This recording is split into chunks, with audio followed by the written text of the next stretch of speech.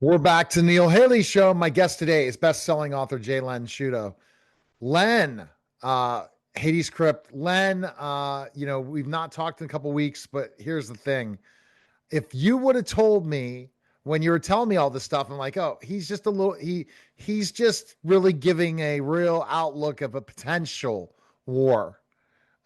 You were so right about the war in so many ways, weeks in advance on this podcast. Well, yeah, I have the ability sometimes to see things that most other people don't see, and I think that's because of my background and experiences. But also, as a side note, I'm very lucky at what we call Texas Hold'em poker. There are times that I'm sitting at a table playing that game, and I know what the next card is going to be. I can see it in my mind, and it shows up on the table or in my hand. So, yeah, it's a gift. I think also, just as a side note, and I'm not going to talk about the political aspects like you and I talked about initially when we started doing these podcasts. I'm not going to talk about U.S. politics. I'm not going to talk about worldwide politics, nor am I going to talk about the Democratic or Republican parties. That's not my bailiwick, and that's not actually something that I want to discuss with others, because there's going to be people that are on both sides of the fence, and I don't want to turn people off. I would like them to continue listening to what I have to say, because I think a lot of it is important information. So to begin with, you and I have talked about the books and what the backgrounds of the books are, but I think we need to do a little bit of a review and go back a little bit. I'll start by saying there's an organization in the United States called the USSVI. That's United States Submarine Veterans Incorporated. It's a national organization, and it's the people that are affiliated with this organization are all submarine sailors. Now, those are subsailors who are either on active duty, done active duty, retired, or reserve, or just on a hitch or two. That organization today, as I talk to you, Neil, has over 250,000 submarine sailors in it, and they're all Americans. Now, the first book I wrote was called Tango Down China Sea, and that's a sub-story, and that's between China and the United States in the China Sea. Now, historically, going back, if you remember, China wanted to take Taiwan. They've been trying to take Taiwan for a while, and one of the reasons they haven't done it yet, or they were hesitant to do it, is because Taiwan is backed by the United States. They are also backed by Japan. Now, in addition to that, they, when we talked about that aspect, they also were interested in taking Guam and the Philippines. Why? Because if they control the Pacific, they have an early warning system for any type of defensive action. If they become aggressive against the United States, that defensive action would come from basically the United States. So if we had aircraft, ships, missiles, what have you, going toward China, they have the whole Pacific Ocean to get ready for it and to defend against it. Now, when I wrote the Devil's Delegation book, that's a terrorism, counterterrorism story. And I've written contingency plans for the United States Coast Guard. And I was a reserve officer.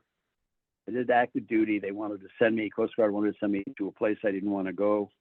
So I left active duty and I went to the reserve side of the house and took a job as a nuclear chemist in New England. Now, when Desert Shield and Storm was about to start, I got involuntarily recalled back to active duty for that war. Now, I had input into development of the Coast Guard's contingency plan that we used for Desert Shield and Storm. I became what's known as the N3 operations officer for Coast Guard forces in theater. That did not include Coast Guard ships. They were attached to the United States Navy carrier battle group for that war. But I had waterside security, shoreside security, search and rescue, vessel inspections. Under my responsibility, I had 1,416 men and women, and I lost nobody in that war, thank God. And I used to say a prayer every morning to ask the ability to look at all the possibilities, not to miss anything, to make the right decisions, and not have anyone lose their life needlessly because I either made the wrong decision or missed something. And I'm very lucky in that aspect. The third book I wrote is Haiti Script. And by the way, Neil, today as I talk to you, it's been on the best-selling list now for 21 weeks. I'm really surprised about Wonderful. that. It's an honor to have the reading public support the books like that. And I will also tell you that, as I have mentioned in the past, I began writing books not for fame or fortune. I don't need the money. I began writing books because I started out in the military back in 1976 as an E1. That's the bottom of the totem pole for enlisted people. And I made it all the way up, chain of command, to a mid-manager military officer. I will tell you that I began writing books to ensure that 2/3 of those book royalties went to E1 and E4 for our junior enlisted people. Because even today, they're having problems paying bills and putting food on the table. Now, when we were talking about Iran and the United States trying to negotiate with Iran, I mentioned to you that most wars are originally identified by a gentleman by the name of von Clausewitz, and he wrote a book in 1832 called On War. And in his book, he says that war is initiated primarily because of natural resources, supported by politics. And when you look at World War II, when Japan was blockaded and they couldn't get oil and natural gas, they attacked Pearl Harbor. You talk about what's going on now between Iran and the United States and other countries. What are we talking about? We're talking about natural resources. Now, when I go back to 20 and 24, when we had open borders and all kinds of people were coming in here, and the administration in that block of time pretty much shut down the majority of the American oil industry. In that time frame, we were buying roughly 8% of oil from Russia. We were buying none from China because their oil and natural gas is limited. We weren't buying any from Iran. We were buying a majority from the United Arab Emirates and from Canada. And I will give you some information. Today, as we work with the oil industry, I will mention that we are buying 4% from Russia. We buy 60% from Canada, 5% from the United Arab Emirates, 7% from Mexico, and 16% from other countries. We have never bought oil from Iran. Let me think about what I want to say next, how I want to do this. Okay, now I'm going to go to this. Now, when I was an ensign to a lieutenant in Port Arthur, Texas, one of my jobs, or actually one of my primary responsibilities, what we call maritime safety and security. And under that hat, and that's one of 7 hats that Coast Guard people wear, under that hat, I had to inspect board both foreign and American flag vessels before they could come into port and either offload their cargo or load cargo. Now, the reason I mention that is I mentioned to you that if we talk about the Straits of Hormuz, straits basically have a distance width from shore to shore, north to south, as you look at it, is about 21 to 22 miles. But the shipping lane in the center of that waterway is only 2 miles wide. Now, in that, I looked it up today. In that area that's to the west in the Persian Gulf of where the straits are, there's over 200 ships. Those are not only oil tankers, they could be LNG, LPG ships, they could be chemical carriers, they could be cargo ships, okay? Now, when I was in Port Arthur, as I just recently mentioned, if a ship was in anchorage and she could not get into port due to another ship either being at the berth, either load or offload cargo, she sat out at an anchorage, kind of like what's happening to those 200 plus ships today in the Persian Gulf. In 76 to 81, when I was there, the oil company that owned that tanker, and I'm talking about just one generic tanker, cost $10,000 a day to sit at that anchorage. Today, as I talk to you about that, depending upon the cargo that's on that ship, the size of that ship, those ships sitting inside the Persian Gulf and not being able to get out and trade and get involved in commerce is between $30,000 a day to $100,000 a day. And that depends upon the ship capacity and the market conditions of the cargo that they're carrying. So you can see if you're a mom and pop organization at, say, $30,000 a day, and you figure that since all of this has started, it's been like 5 or 6 weeks now. Let's say it's 30 days. 30 days at $100,000 a day is $300,000. That's a big chunk of money. Yeah. Or is it 3 million? I think 100,000 times 30, yeah, it's $3 million. That's a big chunk of money. So when we talk about the Straits and Iran, when we decided to initiate Epic Fury, the primary reason we did was Israel knew that they were getting ready to attack.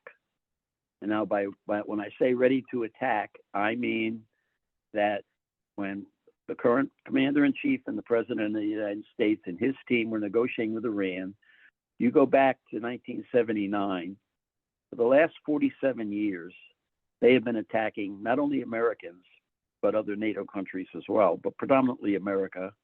Their primary targets for the elimination of those two targets is the United States and Israel. In those 47 years, going into Epic Fury, they killed over 2,900 Americans. Now, if that's not an act of war, I do not know what is. We have been over 5 presidents. We've tried to negotiate with them. They've said yes or 3 bags full. We won't do it. They lie. They stall. They do things under the table. And I'll give you another good example of things under the table. China, I said, was limited from oil and natural gas. Now, in a previous podcast, I mentioned that the snake that is against us has 3 heads. And those 3 heads are Russia, China, and North Korea. And this is April, so maybe probably a little more than 5 months ago, Iran became part of that snake. So there were 4 heads to that snake. Iran worked a deal with China, and they have been selling Iranian oil, and they sell about 1.6 billion gallons on a daily basis to China. You ready for this? I'm ready. $20 a barrel. $20 a barrel. So how much would gas prices be if it was $20 a barrel in the United States? Probably below $3 a gallon for regular. Oh my gosh. Yeah. Where I am right now, because Epic Fury, if I buy high test, it's $5 a gallon. If I buy regular gasoline right now, it's like $3.13 a gallon, something like that. But I have a high performance engine. I have to run high test gasoline, so I don't really follow the regular. The other aspect, and I'll keep going about this, when Iran sells internationally, which they are doing as well, it's globally, the price they get per barrel is anywhere up to $120 a barrel. Okay, so $20 for China, $120 a barrel for everybody else. Now, one of the things that was an under-table agreement that's not been aired, and it's been aired on several of the news media organizations. China, to get that oil for $20 a barrel, has been giving sodium perchlorate and missile components to Iran. Those missile components include long-range missile components. All right. Now, I mentioned in a previous podcast that sodium perchlorate is used primarily in rocket fuel. If it is exposed to the atmosphere, the water vapor in the atmosphere mixes with that chemical and it explodes. So it's a very volatile product, but it also is the primary product for creating thrust in rocket engines and putting them up into the air, the atmosphere. Now, Russia was saying to the United States that, oh, well, you know, we're not building long-range missiles. We're only using short-range missiles. Well, China, a few months back, as you remember in a previous podcast, I told you that they came up with a hypersonic missile. And I'll review that aspect. If they were to launch a hypersonic missile from the east coast of China, the west coast of the United States, from launch to target impact in California, 28 to 30 minutes. Now, the Golden Dome missile defense system is a classified system. I don't have access to that because I no longer hold a security clearance, but you can get some generic information about it if you call up the Golden Dome system. But I'm not at liberty to talk about it, nor would I ever talk about it, because it's a classified system. It's very sensitive. And if I did, there'd be guys knocking on my front door, bringing me to Leavenworth to make little rocks out of big rocks. And I at my age, I don't think I want to do that. No, I don't think that's a good idea. No.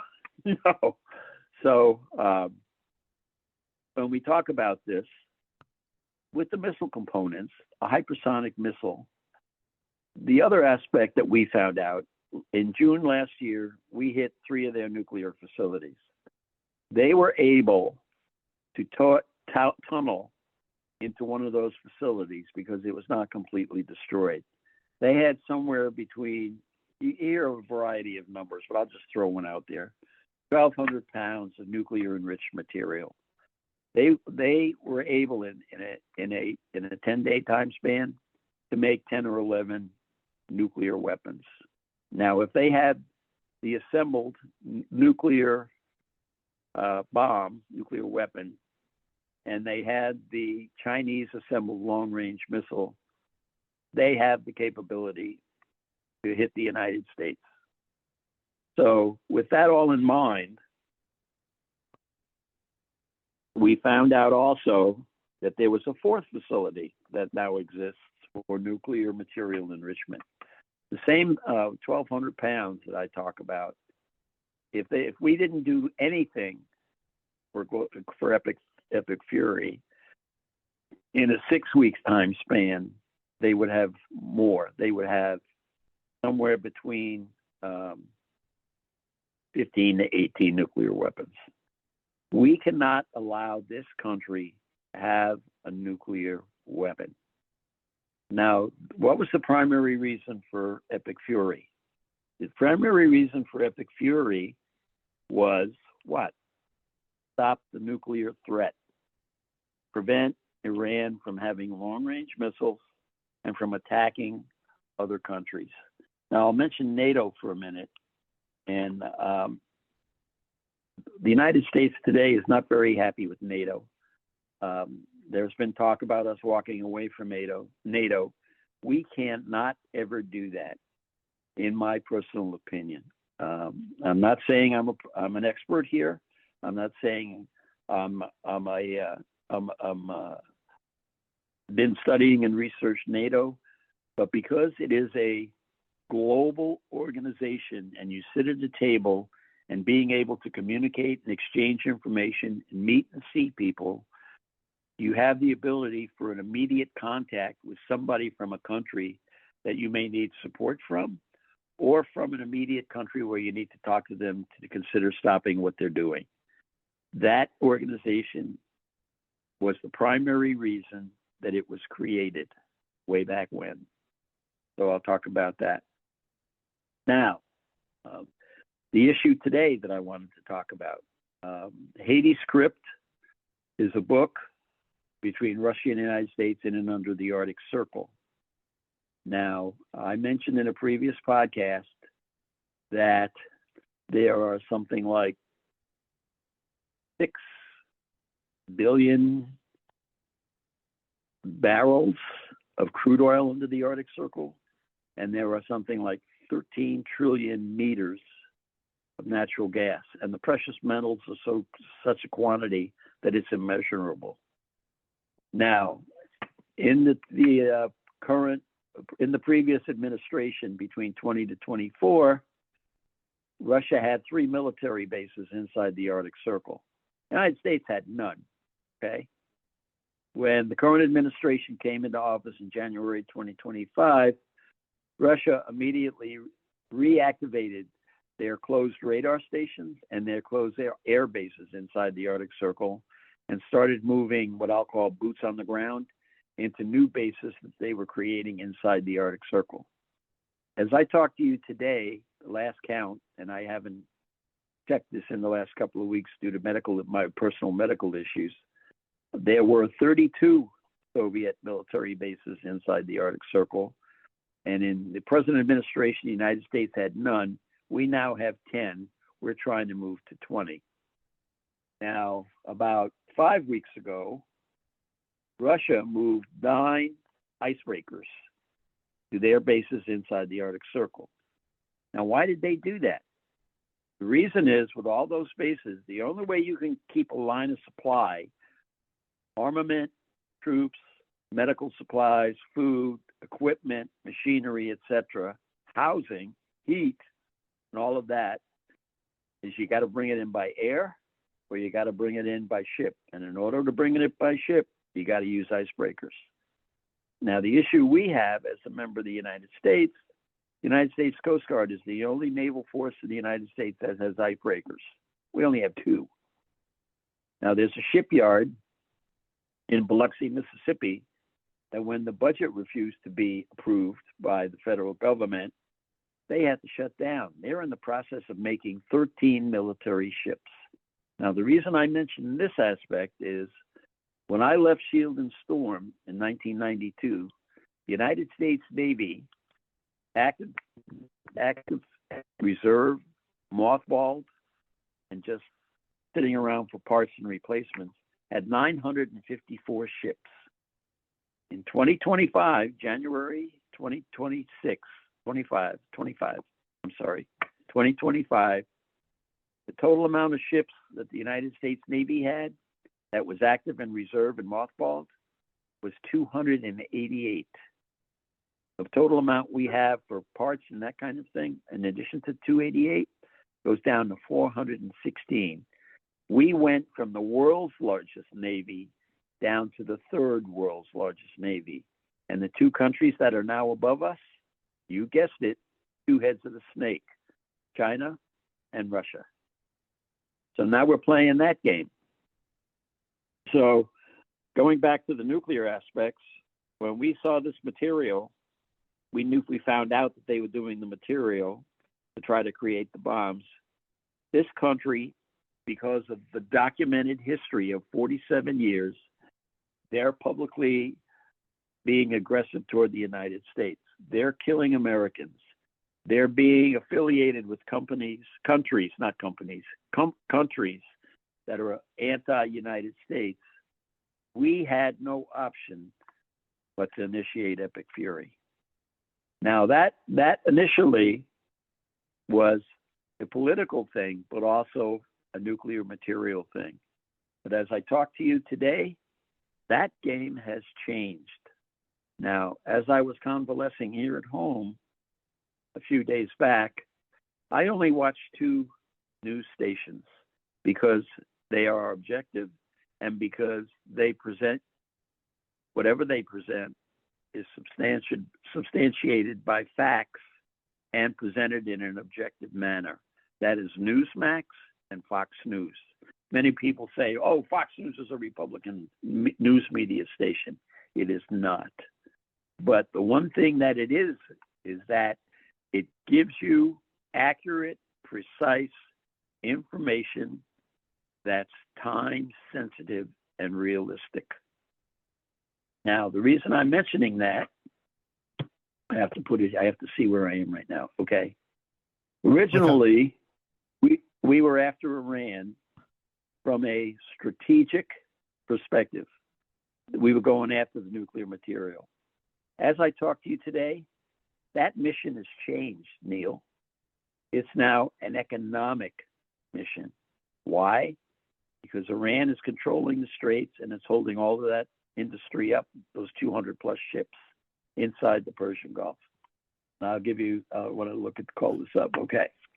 So now, those ships are in the Persian Gulf. They've got to go through the Straits of Hormuz to get into the Arabian Sea, which goes to the Persian Sea, which lets out into the Indian Ocean and then into the Pacific to be able to transport their cargo.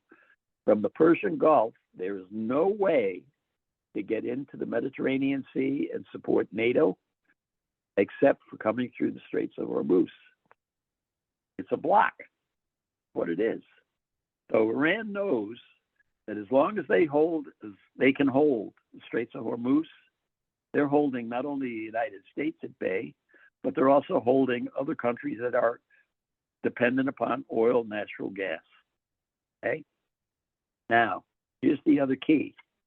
President Trump said recently, I'm sure you heard it in the news as well, you don't need to buy oil from Iran or the companies that support Iran, China, which is selling Iranian oil at a higher price, or Russia, which has resources, oil, natural gas, not only in the Arctic Circle, but also throughout their country. You can come to the United States because we are becoming more energy dependent. Now, the way he can say that is not only are we producing oil and natural gas, but here's the kicker. We have 600 trillion barrels of what we call shale. Now, what shale is, it's a light, sweet crude that's trapped in impermeable rock. And the way you get it out is you force hot water in it or sand or chemicals into this rock to release the oil. The oil is brought to the surface because of its being lighter in density. And then that shale, that oil is taken out of the shale. It goes to refineries. It's made into diesel fuel, rocket fuel, kerosene, jet fuel, what have you. 6 trillion barrels. That's phenomenal. So the geopolitical security aspect of this is it reduces global reliance on supplies from the volatile regions. And that means the Middle East, China, Russia, okay? And if you buy from the United States, you don't have to worry about the Straits of Hormuz. You don't have to worry about the Red Sea. You don't have to worry about the Eastern Mediterranean or even the Black Sea. You have a large waterway, the Pacific Ocean, and you're not going to be attacked. You're not going to be restricted. And it's cheaper and less hazardous than buying it from countries in the Middle East. And that's the key. That's the one thing that I wanted to talk to you about today. The other aspect of this, I believe, is what I think is actually going to happen. I think that as of today, and I have not looked at the news because I haven't had time for a variety of reasons, if Iran doesn't come to the table, it's going to be lights out for them. But the other aspect we have to be careful of is you have to remember they're part of a four-headed snake. And we have to be careful about the other three heads of that snake. the other piece of the puzzle that I'll mention to you is that we now know that Putin, through his satellite system, was providing information to Iran about the locations of U.S. military bases inside Middle East. And as we were attempting to knock out rockets, getting our hands on the nuclear material, trying to knock out the drones and all of their stockpiles, we knew that Putin was sending information to Iran about the locations of those bases, and they were trying to hit those bases as well. So that's a big concern for me from a military perspective. Okay, I'm 80 years old. I've been out of the military since 2005 or 6, so 20 years. But still, because of the 36 years that I spent, you have to remember that 8 years of that 36 was spent in Washington, D.C., between Coast Guard headquarters and the Pentagon. With all of that information, all you have to do is read it. And guys like me that have lived it, worked it, created it, taught it. And by the way, I did teach at the Naval War College on a regular basis. Well, one day every 6 weeks, though, teaching foreign and American officers about the use of oil and hazardous materials as offensive and defensive weapons. And that's exactly what we saw in Shield and Storm, if you remember. They were releasing oil to the ground, and they were setting oil wells and production facilities on fire. So all of these things that guys like me, and I'm just one of thousands probably, guys like me, we look at this stuff and we shake our head and go, how the hell do we stop this? I mean, the only way that you can is you got to be the tough guy. And our current administration is the tough guy. So that's the other thing I wanted to mention. Let me see if there's anything else I want to talk about. The other economic aspect to all of this is because China is marking up their oil, well, their Iranian oil, I should say. If you come to the United States, it's going to be cheaper than buying Iranian oil. If you go to Russia, you're going to be paying more for the oil. We do have the oil. We have, like I said, 600 trillion barrels of shale that produces oil and natural gas. We've got it. We don't need what's there. One of the reasons way back when in Shield and Storm, there was a meeting between Schwarzkopf, Colin Powell, NSA, and President Bush. And Schwarzkopf said after we took Kuwait City back, we have to keep going now, Mr. President. And President Bush said no. Colin Powell, who was the chairman of the Joint Chiefs at the time, argued with Bush, supporting Schwarzkopf, and said, Mr. President, if we don't keep going now, we're going to be back here in 10 years. And do we really want to be here? So President Bush said, no, we're not going to continue this war. And when he was asked why, which was kind of interesting, he told those three people, NSA, Representative Colin Powell, and General Schwarzkopf, he said, the reason I said no is I spoke to the American people and told them that we were going to free that city and give it back to its people. If we do anything else, many people would say that I lied to them. I am not willing to have that thought placed in their heads, and I do not, as President of the United States and Commander-in-Chief of the United States, I do not want to lose the trust and confidence of the American people. Now, President Trump today is doing something that people are going, oh, he's a king. Oh, he's a fascist. Oh, he's a Nazi. Oh, this, oh, that. The American people have to step back and look at the entire picture. The Middle East is what I call the primary exploding cap for a war. And I'm not talking about a conventional war. I'm talking about a nuclear war. You have to remember, when a nuclear device is detonated, all that stuff is sucked up into the atmosphere. And the initial temperature around a 50-mile radius on just a 2 megaton nuclear bomb. That's 2 million, equivalent to 2 million tons of TNT. That's a 50-mile radius. Temperature in that fireball, when it's initially detonated, is 6,000 degrees Fahrenheit. It's the obliteration of everything. The wind goes up to 600 miles an hour. The radionuclide particles that's left of that original device is sucked up into the atmosphere. The Earth rotates west to east. All the winds that we experience throughout the globe go west to east. Anything that happens here is carried up into the atmosphere, is carried across the Pacific, and is dumped on all the countries all the way around the globe, including the United States.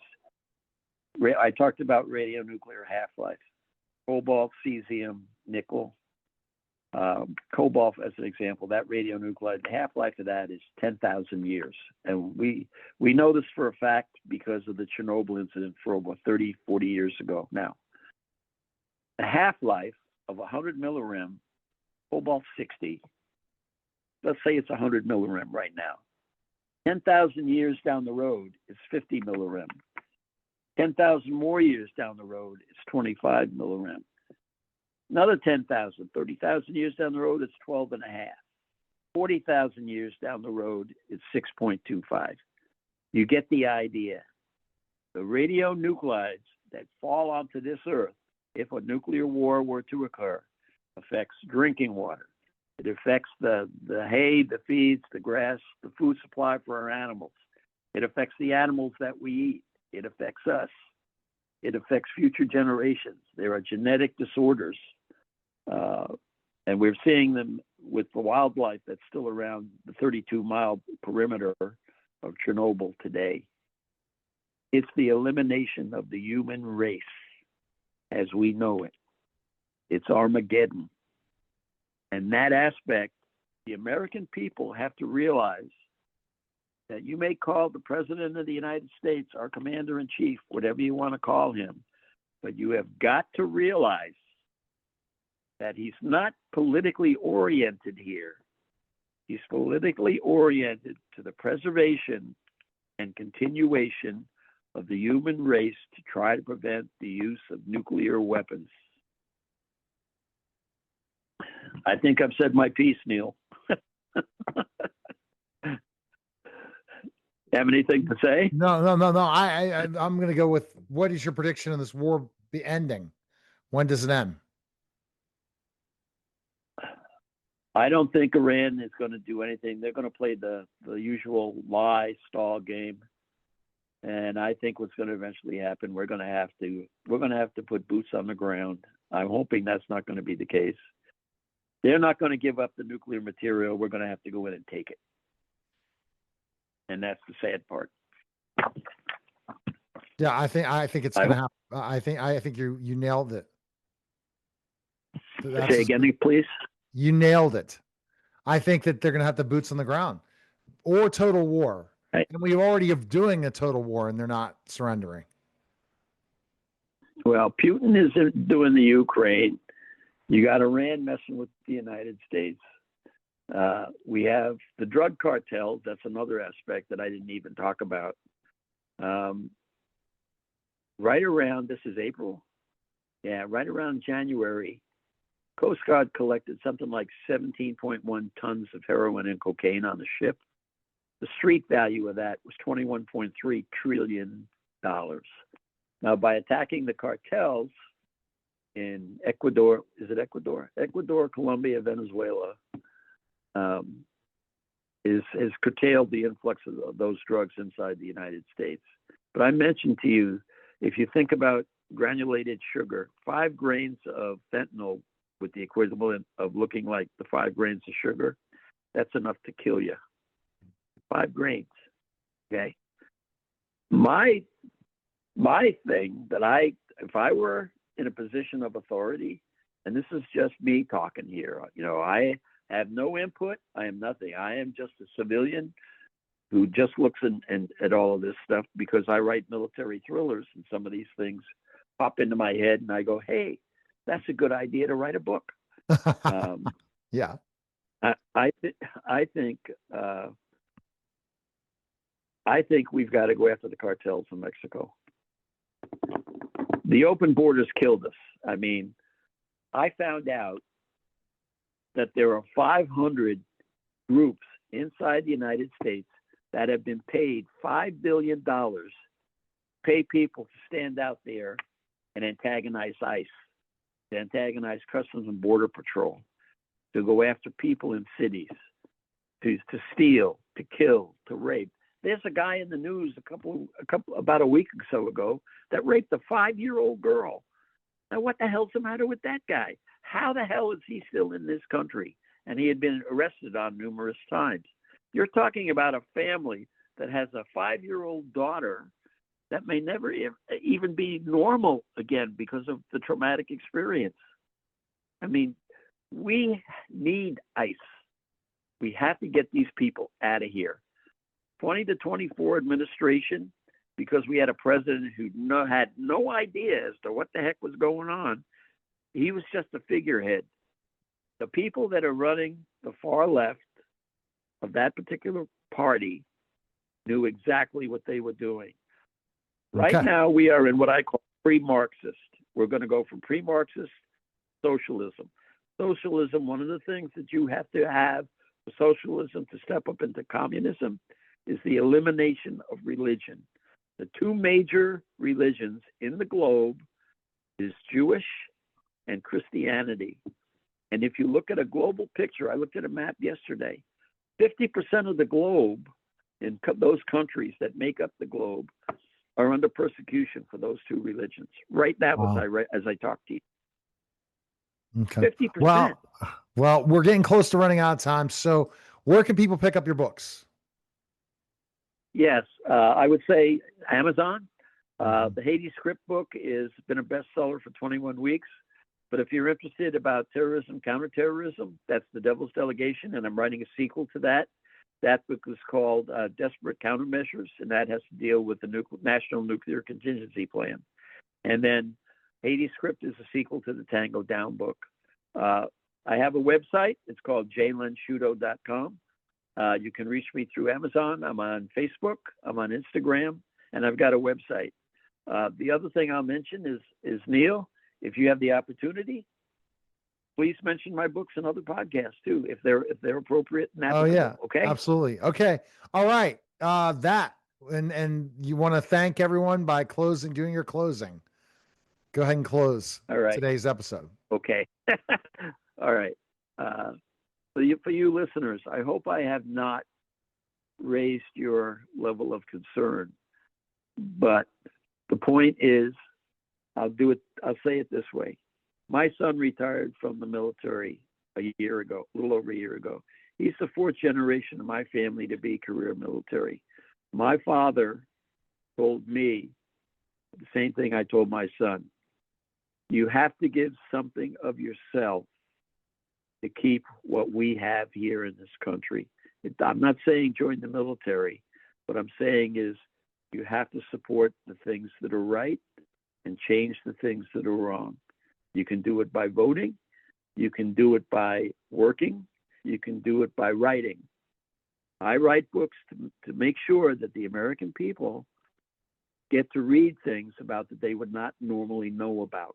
And that's my purpose for writing books, plus supporting our junior enlisted people, because without them, there is no military.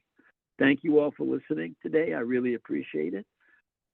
May God bless you all. May God continue to bless the United States of America and our allies that support what we're doing. Take care, you all. God bless you all. And I hope to talk to you next week. All right. You're listening and watching The Neil Haley Show. And we'll be back in just a moment.